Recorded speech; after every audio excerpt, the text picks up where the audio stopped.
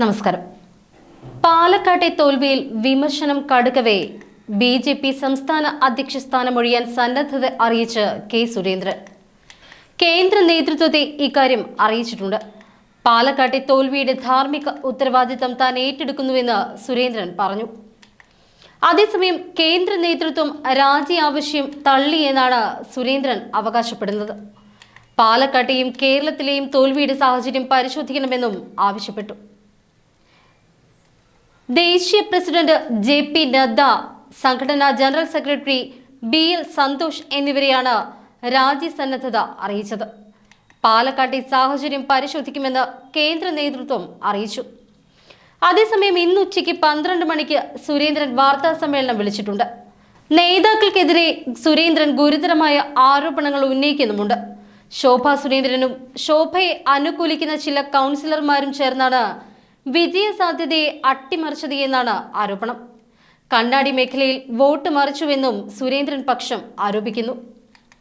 കച്ചവടക്കാർക്കുള്ള user ഫീ 300 രൂപയിൽ നിന്നും 100 കുറയ്ക്കണമെന്ന നിർദ്ദേശം നഗരസഭ അധ്യക്ഷ തള്ളി. സ്മിതേഷ്, മീനാക്ഷി, ദിവ്യ സാബു തുടങ്ങിയ നഗരസഭാ കൗൺസിലർമാർ സ്ഥാനാർത്ഥിക്കെതിരെ പ്രവർത്തിച്ചതായും സുരേന്ദ്രൻ കേന്ദ്ര നേതൃത്വത്തെ അറിയിച്ചു. സഹപ്രഭാരിയുടെ നേതൃത്വത്തിൽ അന്വേഷണം വേണമെന്ന് സുരേന്ദ്രൻ ആവശ്യപ്പെട്ടു.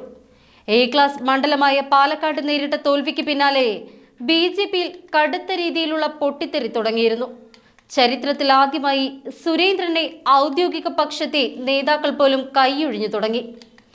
പാലക്കാട്ടെ തോൽവിയുടെ ഉത്തരവാദിത്തം ഏറ്റെടുത്തുകൊണ്ട് സുരേന്ദ്രൻ രാജിവെക്കണമെന്നാണ് ഔദ്യോഗിക പക്ഷത്തെ അടക്കം നേതാക്കൾ പറയുന്നത്.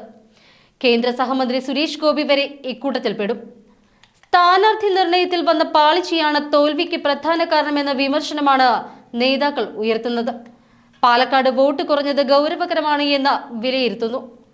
സന്ദീപ് വാര്യർ പാർട്ടി വിട്ടിട്ട് പോലും അമിതമായ ആത്മവിശ്വാസം പുലർത്തിയ നേതൃത്വത്തിന്റെ നിലപാട് വിനയായി എന്നും വിമർശനമുണ്ട്. എന്നാൽ തോൽവിയിൽ സുരേന്ദ്രന്റെ സ്ഥിരം വിമർശകരായ പി.കെ. കൃഷ്ണദാസ് പക്ഷവും ശോഭാ സുരേന്ദ്രനും ഇതുവരേക്കും പ്രതികരിച്ചിട്ടില്ല.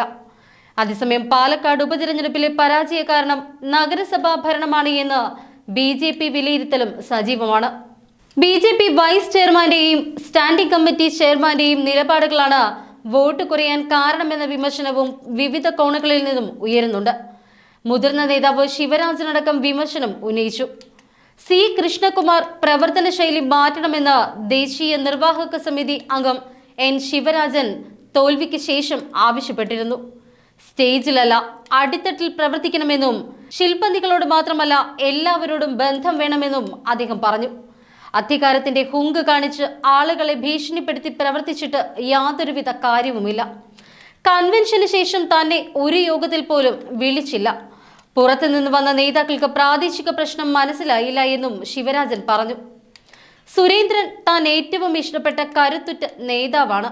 സുരേന്ദ്രൻ പ്രസിഡന്റ് സ്ഥാനത്ത് തുടരണമെന്നാണ് എന്റെ അഭിപ്രായം. സുരേന്ദ്രൻ നേതൃത്വം കൊടുത്തതുകൊണ്ടാണ് ഇത്രയെങ്കിലും രക്ഷപ്പെട്ടത് എന്നും സുരേന്ദ്രൻ മാറണമെന്ന് പറയുന്നവർ പാർട്ടി വിടുന്നതാണ് നല്ലത് എന്നും അദ്ദേഹം പറഞ്ഞു.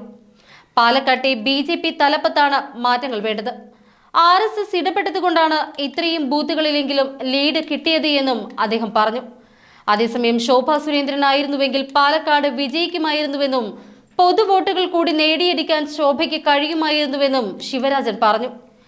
2021 നിയമസഭാ തിരഞ്ഞെടുപ്പ് വെച്ച് താരതമ്യം ചെയ്യുമ്പോൾ 7066 വോട്ടുകളാണ് പാലക്കാട് നഗരസഭയിൽ ബി.ജെ.പിക്ക് കുറഞ്ഞത്. സന്ദീപ് വാര്യരുടെ സാന്നിധ്യവും അവസാന ഘട്ടത്തിൽ ബി.ജെ.പിക്ക് തിരിച്ചടിയായിട്ടുണ്ട്. ശക്തി മേഖലയിലെ തോൽവിയിൽ നടപടി എന്താണ് എന്ന് കണ്ടറിയേണ്ടതാണ്.